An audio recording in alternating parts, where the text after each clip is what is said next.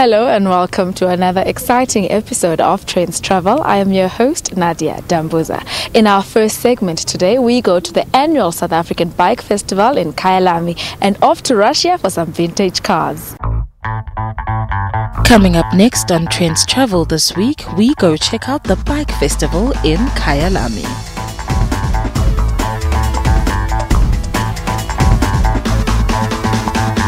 We go on a tranquil weekend getaway.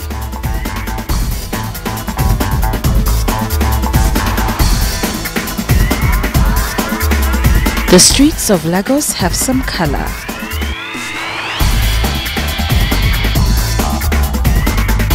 And finally, some fun in Russia with the color run. All this and so much more on Trendz Travel this week. The Kyalami Grand Prix circuit came to life early Friday morning as it prepared to host the second installment of the 3-day South Africa Bike Festival. The promise of a weekend of two-wheeled motoring mayhem did not disappoint the huge number of festival goers that came out in their droves to take the opportunity to view, learn, try, test, ride and buy from the vast array of manufacturers and exhibitors that were showcasing their wares. The place was teeming with scantily clad starter ladies strutting around in brand-named merchandise to entice crowds to their particular brands. Inside you can find stalls for all your biking needs, and I do mean all. Whether you are in need of purchasing a new helmet, or it's your first time purchasing one, or if you don't even own a bike, then a huge selection of branded leather jackets might be something to get you started.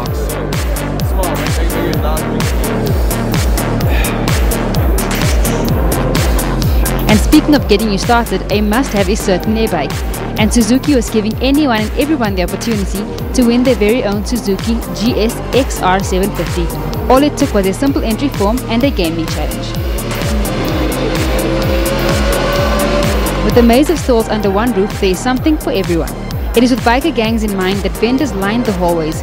Bikers strutted in their vests, showing allegiances to their particular groups, proudly displaying badges. As stereotypical as this may sound, I associate bikers with gruff beards, and it seems I'm not the only one, as a popular stall was the premium beard grooming, and yes, that is actually a thing.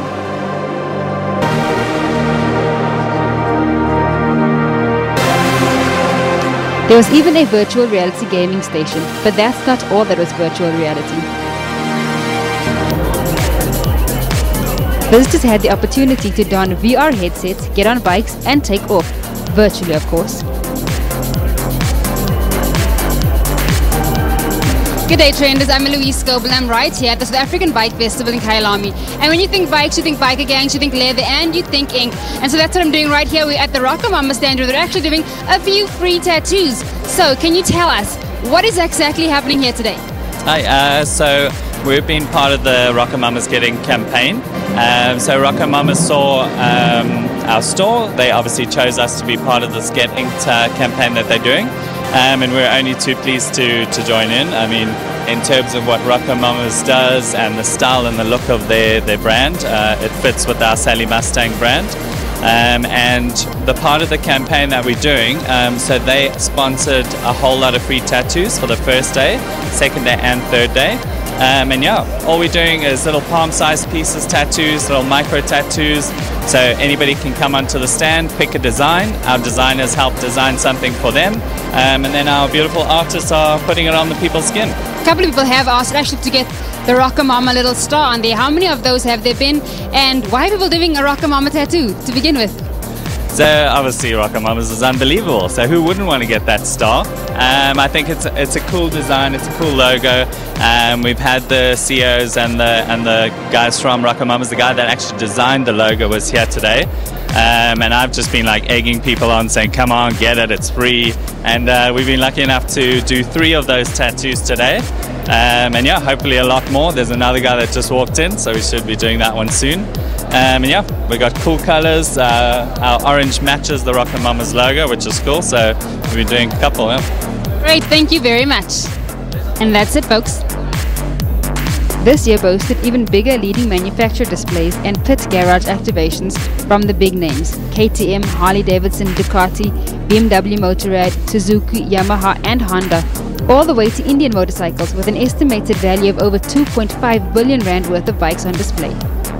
There's also a buffet of classic bikes to feast your eyes on, all fully refurbished big names, impeccably kept and super shiny, including the beautifully restored BMW R69S. The SA Bike Festival was proud to play host to the Super GP Champions Trophy, where over 30 of SA's top superbike riders battled out their 1000cc class on South Africa's most renowned race circuit. The coming round last trick for you guys today. Come on guys, one more time, make some noise. Here we go. Locals came out in their numbers, where they were treated to a spectacular extreme motorcycle show, complete with 360-degree bike rollovers, 3.5-meter high undercut ledges, and full crowd interaction. What exactly would I call this, and what is it? This is what you actually call the sport trials. It's a very specialized motorcycle sport it caters for a lot of the slower riding and very technical. You got to learn your discipline very well. But basically, you take a nice 300cc motorcycle, which is very standard, a lot of power as well, but you get a whole range of it. And it's for extreme riding, like through the mountains, through rivers, up banks, that sort of stuff. It's got 6 gears. It can go fast, it can go slow. It's a very versatile motorcycle. Okay, so how did you guys get into doing all of these fancy tricks though? Well, that's quite an interesting story actually. Our dad rode it when we were born, and then kept those bikes in the garage, and by the time we were big enough or tall enough to stand with our feet on the ground, then he allowed us to actually try and test the motorcycle out.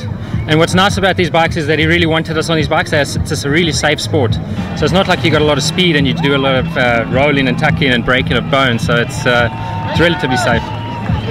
Okay, so I would assume this is the same as dirt biking, just you're not on the dirt, you're like on asphalt, and it's a little more dangerous? No, not at all. We actually just bring it to the asphalt. It's actually purposely built for the mountains and the rocks and stuff. It hasn't got a seat. It's got a similar size motor, just the gearing's a lot slower, so you've got a lot more power low down. You don't have to rev it as much, but otherwise it's a 100% dirt bike.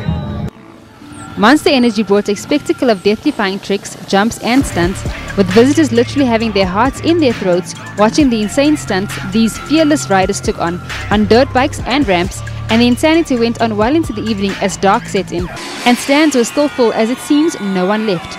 Watching fire-lit stunts from 3 of the very best pilot riders, international FMX daredevil Jimmy Hill from Yamaha, hailing all the way from the US of A, as well as Monster's local elites Alistair Sayer and Dallin Goldman, also from Yamaha.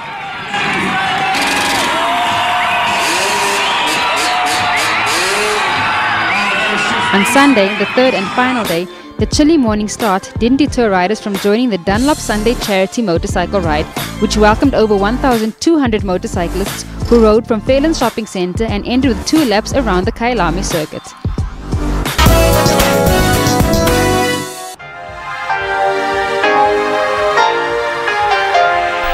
Moscow residents had an opportunity to immerse themselves in the automotive history as vintage car fans gathered in the center of the Russian capital to show off their vehicles. LUC Chopard Rally, organized by the watchmaker, is an annual event which started in 2003, meant to bring together the drivers and their unique transport.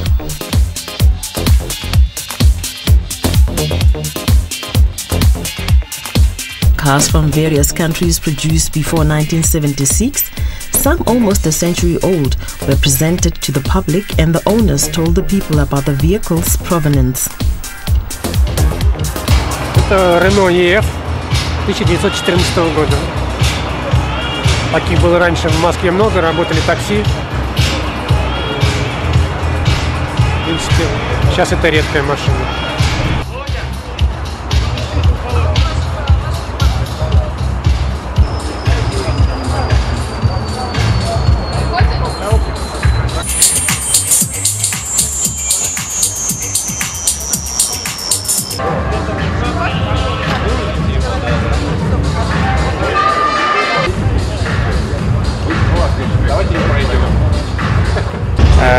Автомобили, которые старые, они, может быть, для кого-то старые, а для нас это радость и подтверждение того, что качество автомобилей, несмотря на возраст, остается на высоком уровне.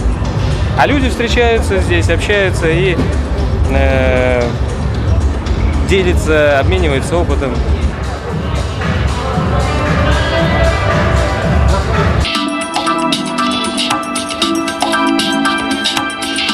Называется трофейные машины которая, машина, это, во-первых, массовая немецкая машина выпуска 1936 года, которая после 1945 года в каком-то количестве попали в большой бескрайний Советский Союз.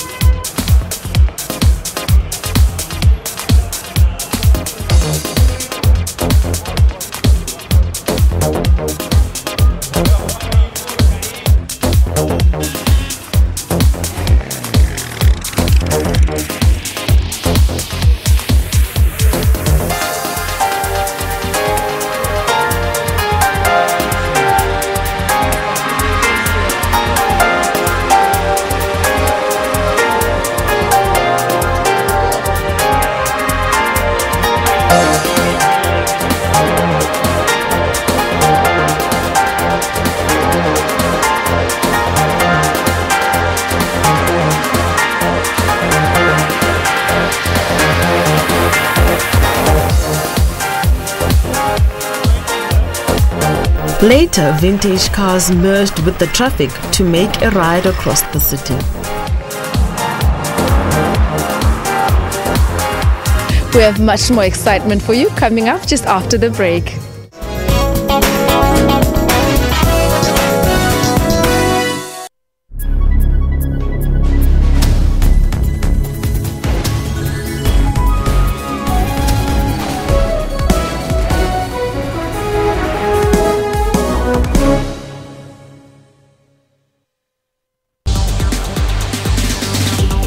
Africa is getting more and more digitized, and people have to navigate through an increasingly connected world. I did a call my bay over here.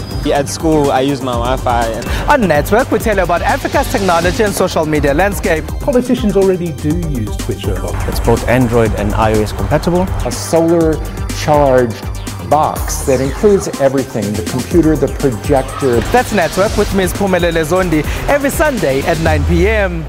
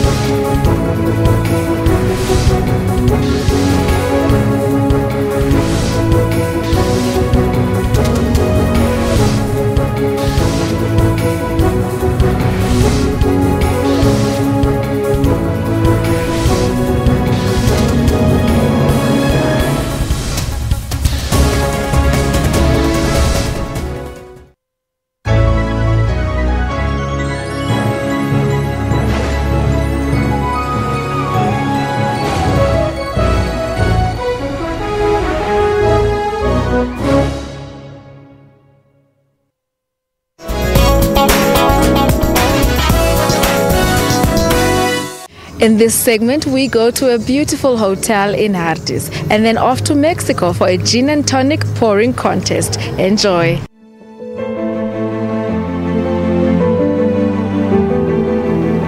Nestled in a crook of the Magalies River in the lush and fertile valley of the Magalies Mountains, and only an hour and 15 minutes away from Johannesburg and Pretoria, De Hoek Country Hotel is the ideal place to celebrate life. De Hoek is far enough, it's only 50 minutes away from Joburg, but it's close enough to be a great weekend retreat.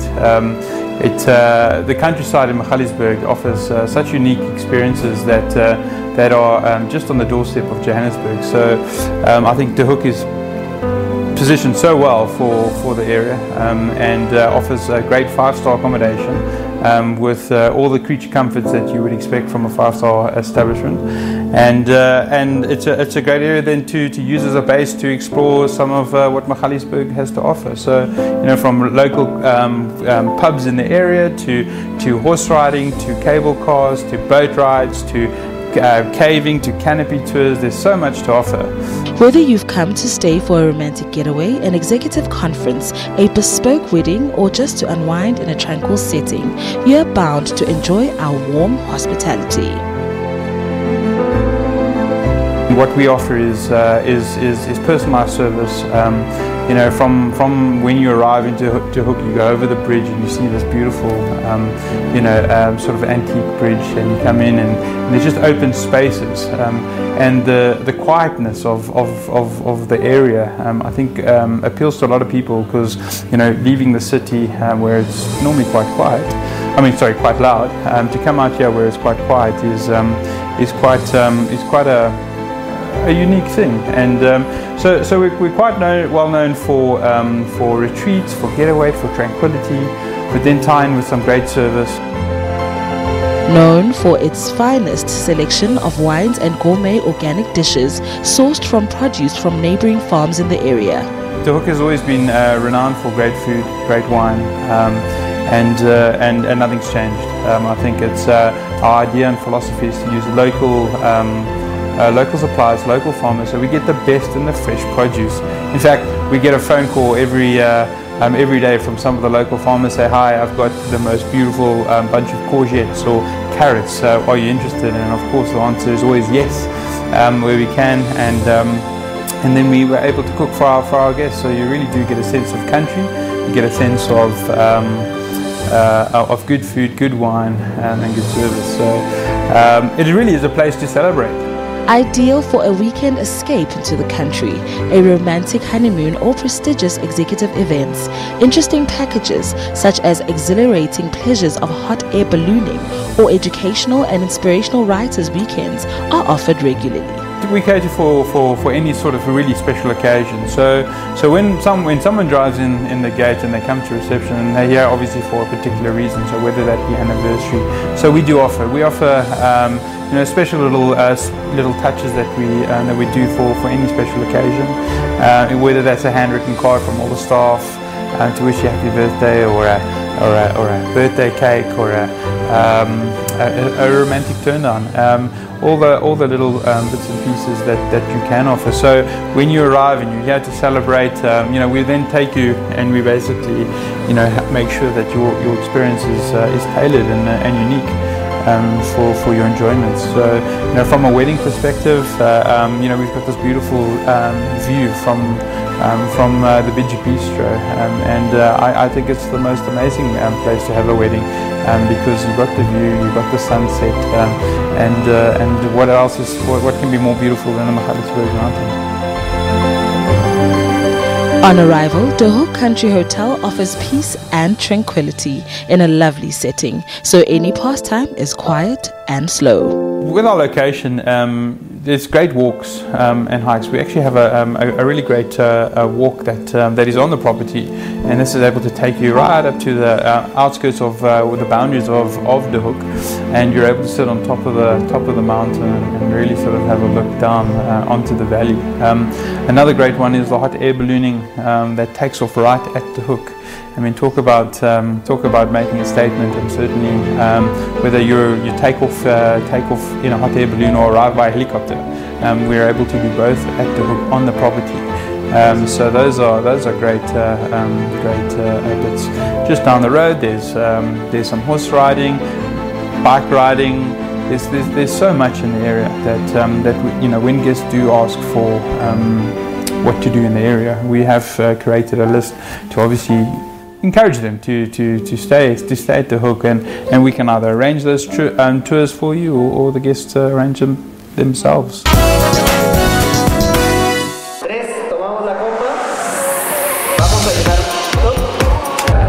Hundreds of bartenders came together in Mexico City to beat the world record for the largest number of gin and tonics prepared simultaneously. According to a count on the night, 300 bartenders from the capital and across Mexico were lined up and synchronized in their preparation of their centuries-old cocktail. The previous Guinness record reportedly stands at 250 bartenders. Y bueno, pues este es el cóctel más fácil del mundo y uno de los mejores, ¿no? Se utiliza agua tónica, ginebra, garnitura de limón, garnitura de naranja y las herramientas, ¿no? Que básicamente es el colador, la copa globo y la cuchara bailarina. Una rebanada de naranja. Gin and tonic is traditionally made in a highball cocktail made with gin and tonic water poured over ice. It is usually garnished with a slice of lemon. But the event in Mexico City, which was organized by Beef Eaters, followed by Beef Eater and B&T recipe, which calls for a highball glass, ice, tonic, a lemon wheel and an orange wheel.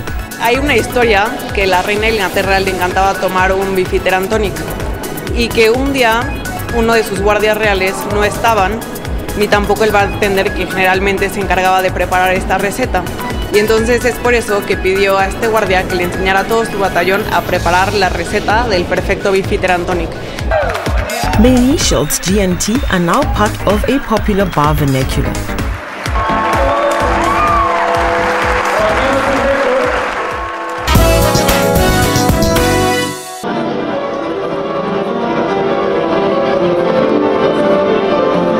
The sound from 60 colorfully painted pianos playing Sebastian Bach Prelude filled a New York City plaza on Monday.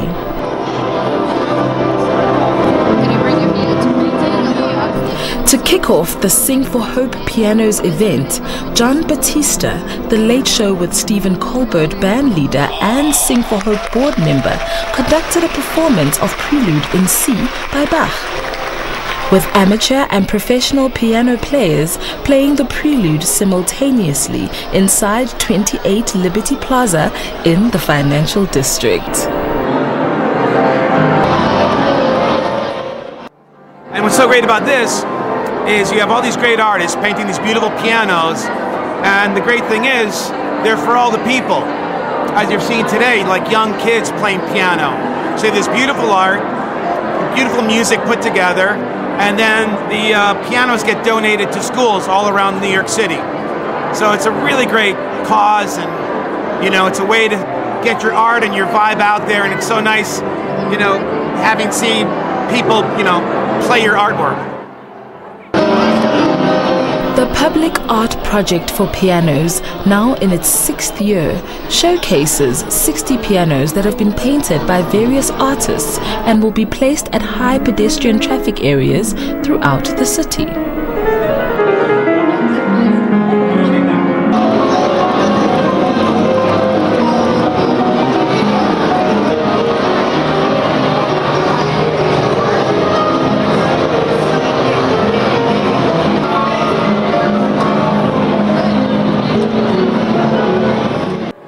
I saw this on social media, and I've always wanted to be a part of this, and I think it's a great cause, and I think music and education should always come together. It's an important part of somebody's life.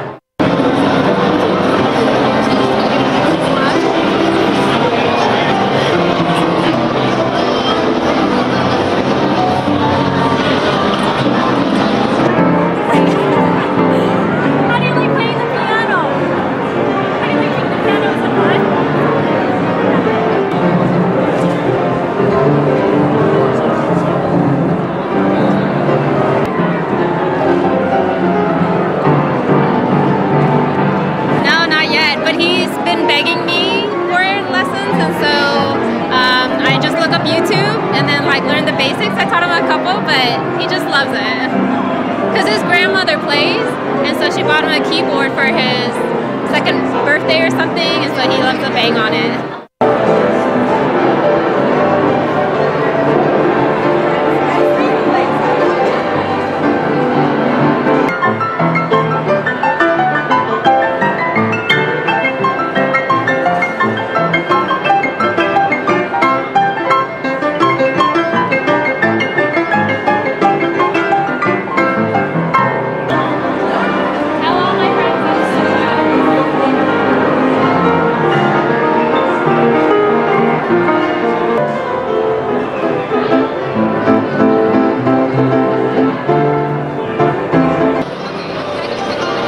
When the installation runs its course on June 25th, the pianos will be donated to New York City schools. After the break, we take a look at art, from a graffiti artist to a ballerina on the streets. Enjoy.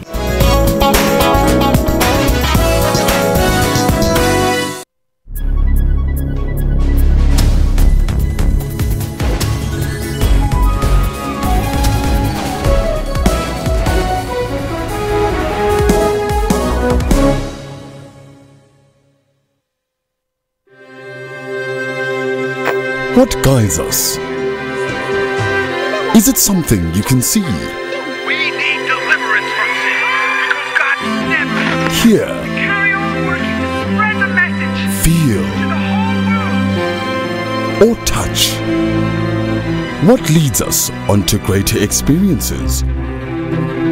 Is it the words of our sacred texts? The advice of our elders? Or is it the actions of our people? The strength of our beliefs? Or the voices of our citizens? Your country is guided by the voices of its people, and your broadcaster is dependent on your voice to guide it. Get your copy of the SABC's editorial policy and have your say.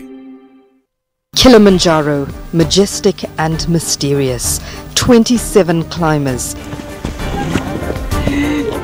5,895 meters, 5 days, trekking in honor of Madiba and for underprivileged schoolgirls.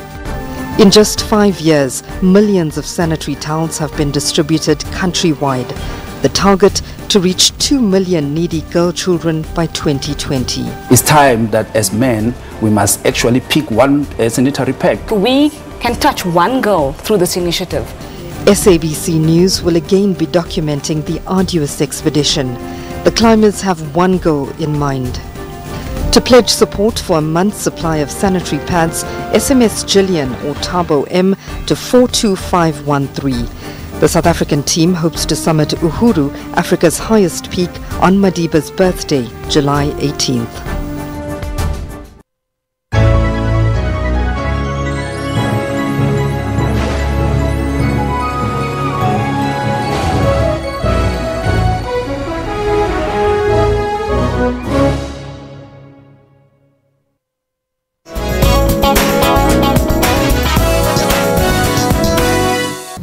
Up next, we look at a graffiti artist putting some color on the streets of Lagos, Nigeria. Nigerian graffiti artist Okpunkolo Osa is changing the face of Lagos streets with colorful murals adorning some of the city's buildings and walls to attract attention of passers-by. In Nigeria, graffiti is often seen as an eyesore, something unwelcome used by rebellious youth to damage property. But Osa, also known as Osa 7, is hoping to change the way graffiti is perceived and get more people to appreciate the art form. Inspired by hip-hop culture and the worldwide appeal of graffiti artists such as British artist Banksy, who has revolutionized street art. The brief was to create a graffiti piece or mural that describes Lagos. So basically what I did was I took key elements that are peculiar to Lagos, or key monuments that are peculiar to Lagos, that is the 3 Orisha Meta, I have the National Art Theatre, and I have the graffiti font text which reads Lagos basically, and the Lagos colors also. Osa decided to start exploring graffiti 4 years ago. Today, Osa is working on his latest project, spray painting some of Lagos's landmarks on the city walls. The project was commissioned by the local government to celebrate the 50th anniversary of Lagos State. In a bid to popularize the art form, Osa has also set up an initiative known as Kuma Nation to help artists in Nigeria sell and popularize their work.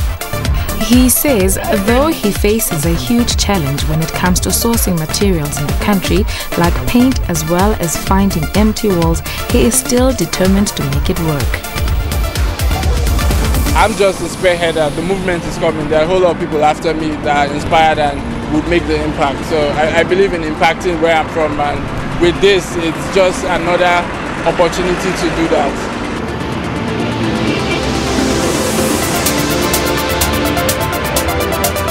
Osa's work is already attracting attention and sparking debate on the value of street art.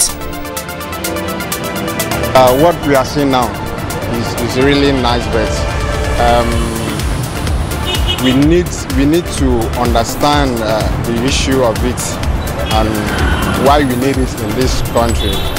So, like, you just wake up one morning and saw something like this. So, some people that see it and doesn't understand need to ask questions. So, how do they bring it, and why? What is the reason? Why are they bringing it? It depends on the kind of graffiti the person has put on my wall. If it's graffiti about something that I can relate to and I like, then it's fine. But if it's something awkward that I'm not really cool with, then I might have an issue with the person that's done the graffiti, or I might just have to replace the wall. Osa is working to encourage more young people to join his movement and explore their graffiti talents. When Angie Al-Shazli was a child, she had a dream. She wanted to become a ballerina. At 27 years old, she finally took up ballet lessons. 3 years on, Shazli is still dancing, all while wearing a hijab.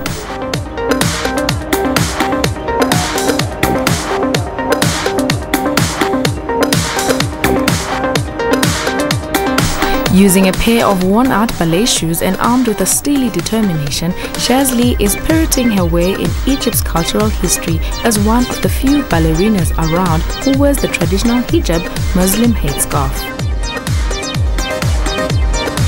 طبعا بواجه انتقادات، يعني انه الناس بتقول لي ايه ده ازاي حجاب وباليه، وفي ناس بتشجعني. طبعا بقابل ده، يعني من الطبيعي ان انت تقابل حاجه لما تكون بتعمل حاجه، طبيعي ان مش كل الناس هتكون راضيه عنك. في ناس هتقول لك لا ده ما يصحش الحجاب. طبعا مش عايزه اتكلم في النقطه الدينيه قوي، بس انا التزمت بحاجه بعلاقتي بربنا، وفي نفس الوقت عملت الحاجه اللي انا بحبها من غير ما اتخلى عن ده او ده. At first, she had her reservations about performing on stage with her hijab on, but after performing as part of the Corps de Ballet in Cinderella and the Waltz of the Oz in 2016 at the Russian Cultural Center, Shazli knew religion was not going to stop her from fulfilling her childhood dream. لما رحت المكان ده اكتشفت ان انا عادي ممكن اطلع على المسرح وانا محجبه، هلبس نفس اللبس بتاعهم، شعري هيكون متغطي وكل حاجه بحاجه سودة. فاهم حاجه ان ما بانش للمشاهدين ان انا او اللي قاعد في المسرح ان انا شكلي مختلف عن باقي التيم. بس كنت ملتزمه بالحجاب، ملتزمه ان انا لابسه فستان او دراس بكم، وفي نفس الوقت عملت الحاجه اللي انا بحبها والتزمت بالحجاب بتاعي.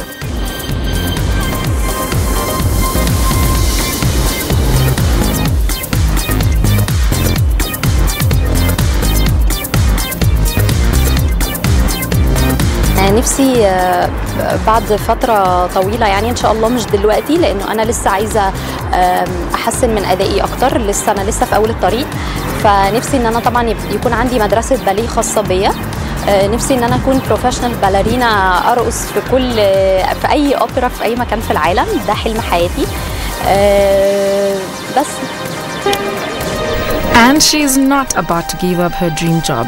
She says age and religion are not barriers for her as she pursues her love for ballet. She is currently teaching at a ballet school in Cairo, and another dream is to open her own academy in the future.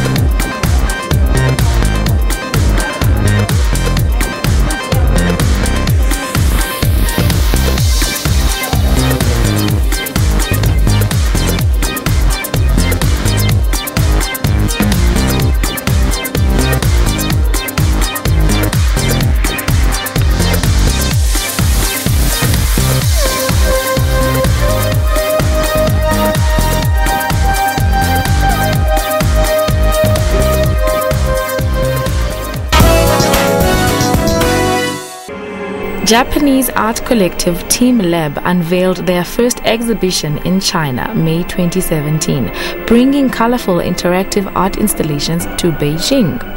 Visitors are able to explore a digital garden of floating flowers and forest animals, as well as a crystal universe of interactive light sculptures where they can use their smartphones to control the lights around them.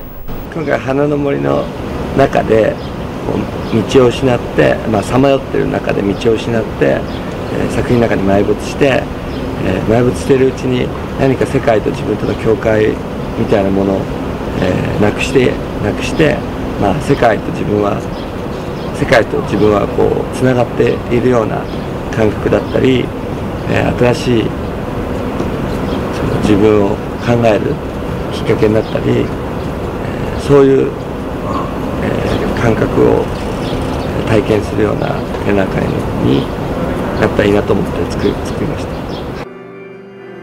There is also a sketch-down or digital playground where children can see their drawings transformed into 3D animations on the screens around them.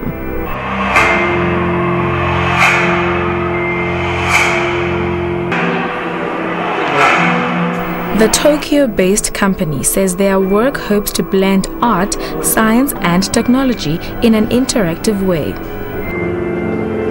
It has been exhibited worldwide, including at Expo Milan 2015 and in the Grand Palais in Paris.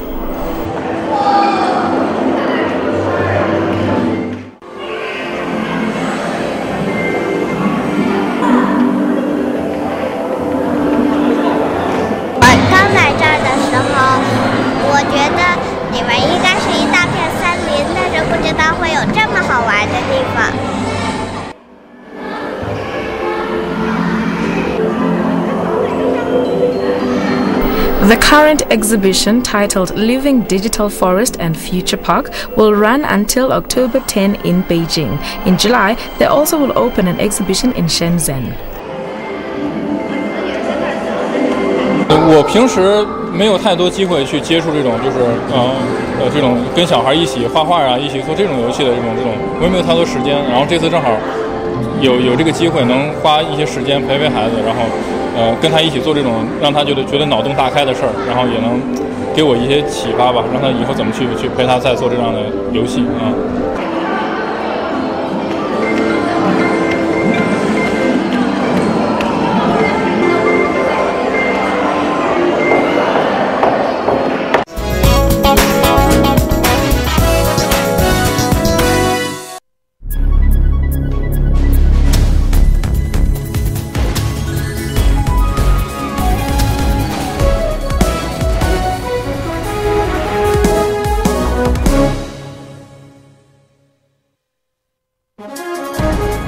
Rights and recourse tackles constitutional issues.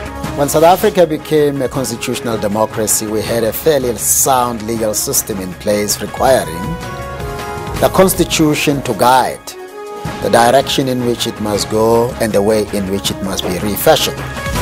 The Justice Ministry, the custodian of human rights. We actually have a plan to come up with a comprehensive review of our human rights instruments. Advocates dealing with evidence. Sometimes you have to use a crook to catch a crook. So we expected that the credibility would really be taken to task. You try and consult your witnesses and prepare them as best as you can. Hashtag Rights with Dumila Matez on legal issues every Sunday at 2 o'clock Central African Time. What guides us? What leads us forward? Is it the words of our sacred texts? Is it the actions of our people? Or the voices of our citizens? Your country is guided by the voices of its people. And your broadcaster is dependent on your voice to guide it. Get your copy of the SABC's editorial policy and have your say.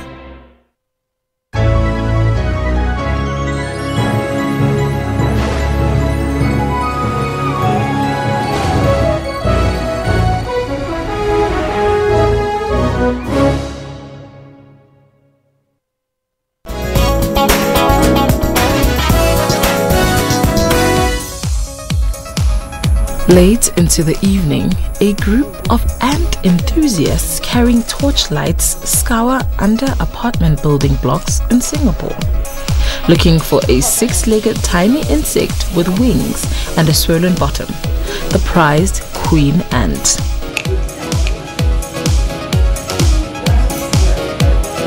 Depending on one's luck, it will lay eggs and start a colony under the watchful eye of its keeper. Once the queen ant sheds her wings, she will lay eggs, which will be the worker ants. When their numbers are large enough, they can be moved into a formicarium, an ant farm. You may not be as lucky, sometimes, and you can search for a few hours without finding anything at all. Yeah, so it's really lucky, so satisfying. Ant keeping is a hobby that is catching on in the city-state. Chris Chan, 29, is a member of Ants Singapore, a Facebook group that started in December last year and now boasts over 300 members. In May, he started organizing ant hunting trips to teach people how to look, catch and care for the tiny insects found in abundance in Singapore. 它就好像你有自己的宝宝一样，跟你讲哦，已经怀孕了，要准备好什么，又很紧张，怕出错，不小心新手啊，怕出错，不小心杀了它之类的，就听了很多意见，就快准备好。现在总算生了蛋，1个礼拜总算生了蛋，那你又有新的，又开始又紧张了哦，我要如何建它的家，做它的窝之类的，算是一个很好的体验啊，一个很好的开始。 While most ants are harmless, they are often regarded as pests, something Chan and his fellow ant enthusiasts are hoping to change.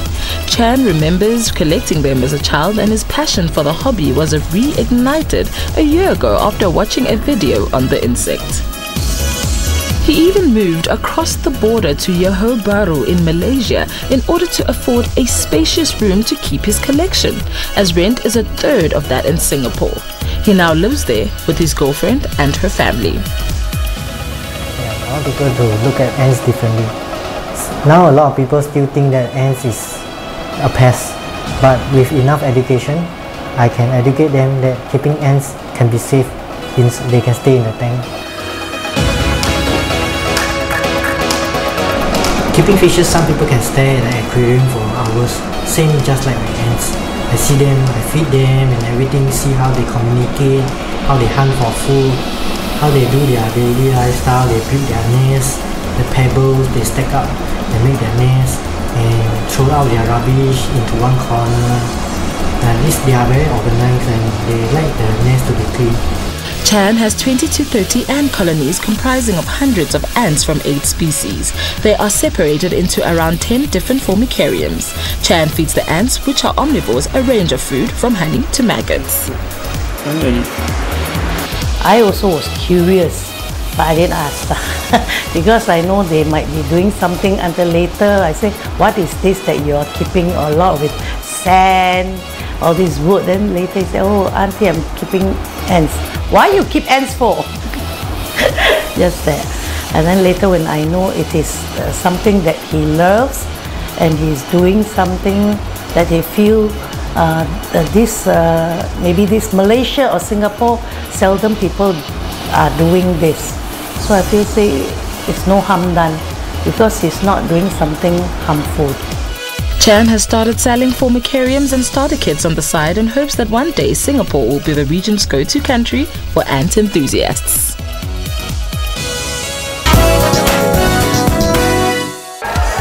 Traditional English weather didn't stop thousands of spectators from attending a traditional cheese rolling contest in the Leicestershire countryside. Thousands of people gathered on Cooper's Hill, which has a 1:2 gradient, to watch racers tumbling down after a coveted prize. Winners of the men's race was a 29-year-old Chris Anderson from Brockwell, who equaled the record for most cheese won previously by Stephen Guide. The women's race was won by 18-year-old Kevin Morgan, also from Brockwell. The first written evidence of the events date from 1826, but the tradition was established long before, some suggest perhaps as a pagan ritual.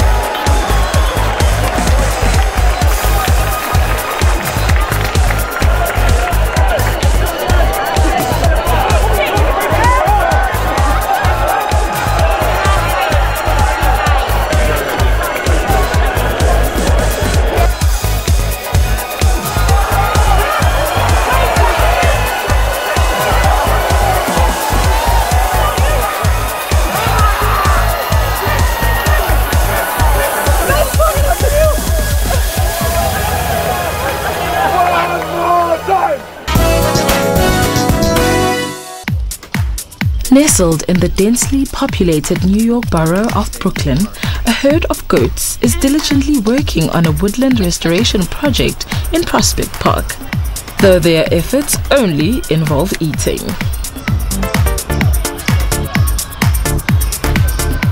So the 4 goats, Max, Cinnamon, Swirl and Unicorn, eat up to 25 pounds of underbrush each per day, clearing the way for their human counterparts to replant native trees.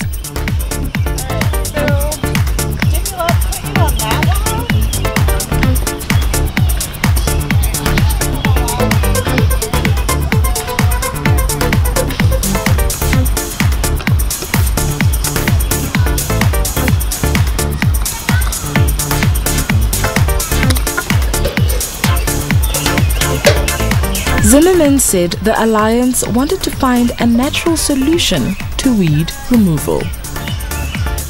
So the idea of the goats is to use them to help with invasive removal, weed removal within this woodland area. Hurricane Sandy came through, knocked down about 30 or so big trees with big light gaps opening, and weeds just flourished. And so we wanted to do invasive removal, but we didn't want to use chemicals. People in the community, people in Brooklyn really would like it that us park managers, stop that or really reduce that. And the alternative, as we were researching it, we said, well, if we don't do that, then let's use goats. Goats eat weeds, and they eat everything. They eat poison ivy.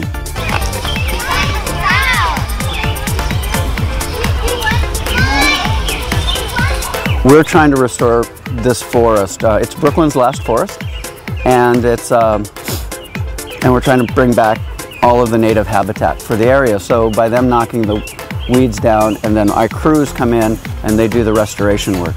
So they're kind of like the frontal attack. Park goers said they liked the hoof addition to the park.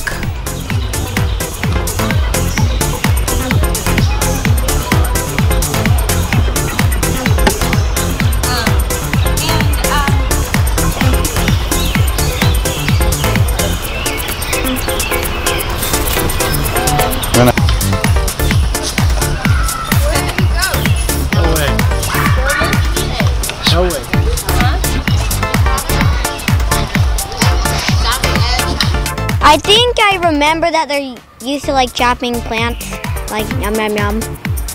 And also, I just discovered it not really long ago, but that was like 10 or 11 days ago. And so basically, I bring Alana here, and this is one of the reasons. I love that there are goats in Prospect Park. It's awesome. I love goats and seeing more wildlife. Well, I guess it's not really wildlife, but seeing more animals in Prospect Park is really great. Prospect Park Alliance received over $700 US as part of a grant program for Hurricane Sandy relief. The organization's website said the goat crew is provided by Green Goats Farm in Rhinebeck, New York.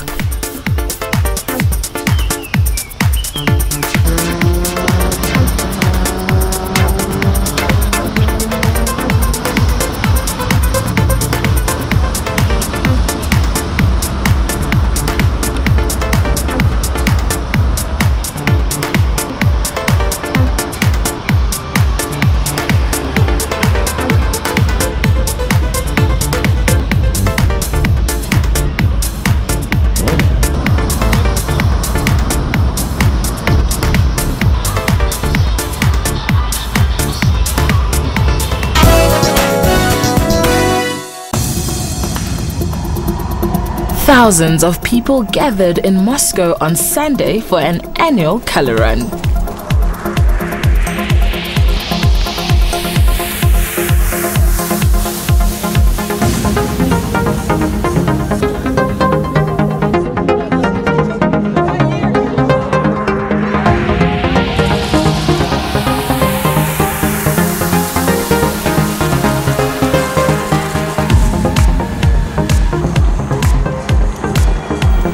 Muscovites, many wearing masquerade costumes, covered 5 kilometers in the park near Luzhniki Stadium as volunteers threw colored powder on them.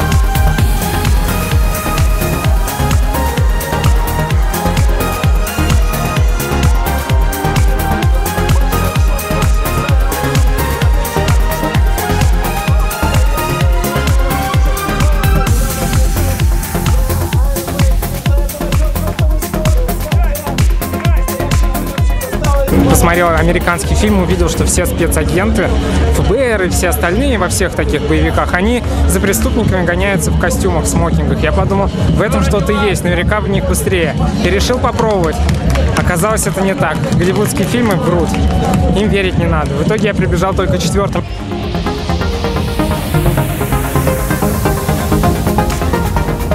Решил принять забег и вызов красочного забега с целью поддержать свою семью и дать настроение другим людям, чтобы были счастливы все на этом свете и радовались жизни как можно чаще. И каждый день был их весел и добр.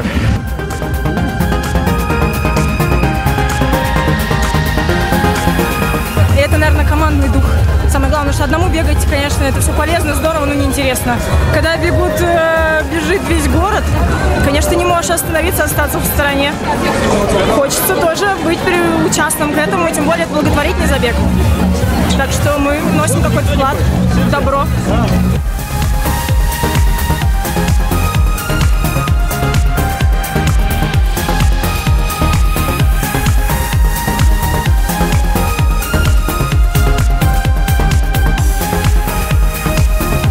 This is the 5th time the colorful event is held in the Russian capital. And that's all we have for you on today's show. Join us again next week, same time, same place. From the hard-working Trendz Travel team, see you next week.